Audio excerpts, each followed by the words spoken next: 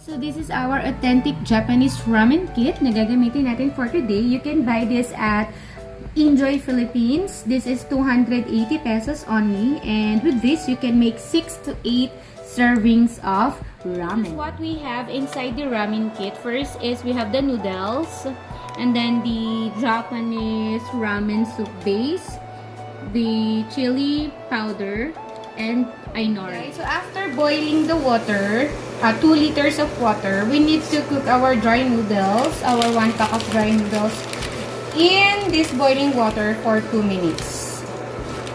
Okay? Yeah. Okay. Okay. Just for 2 minutes. Now, close it. So we need to move or stir our noodles a little. Okay, our noodles are cooked. We can now turn off the heat.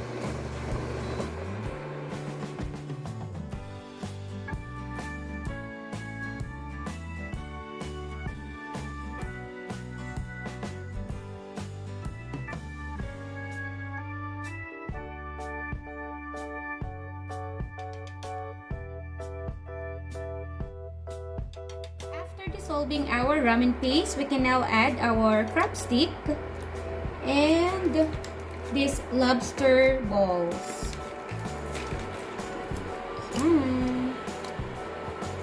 You can add as many as you want.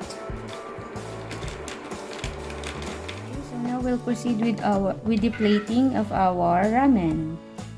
Okay, first we get our ramen noodles here. Okay. Let's add a little more.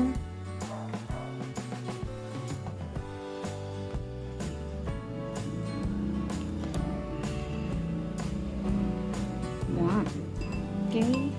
Okay, so let's add this ainori here for a beautiful plating of our ramen. Let's add some crab. Okay, this one. And our lobster balls. This. Then let's add some corn. Okay.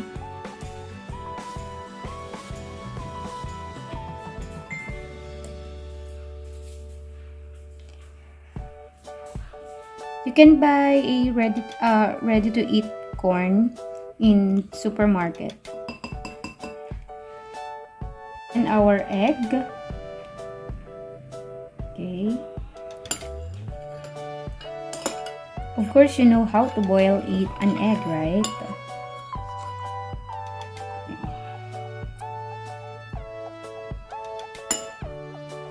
This is our onion leaves.